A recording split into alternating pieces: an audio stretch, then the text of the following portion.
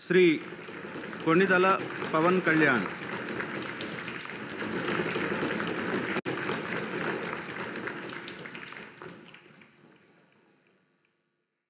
కొణిదల పవన్ కళ్యాణ్ అనే నేను శాసనసభ సభ్యుడిగా ఎన్నికైనందున శాసనం ద్వారా నిర్మితమైన భారత రాజ్యాంగం పట్ల నిజమైన విశ్వాసం, విధేయత చూపుతానని, భారతదేశ సార్వభౌమాధికారాన్ని, సమగ్రతను కాపాడుతానని, నేను స్వీకరించబోయే కర్తవ్యాన్ని శ్రద్ధాశక్తులతో నిర్వహిస్తానని దైవ సాక్షిగా ప్రమాణం చేస్తాను.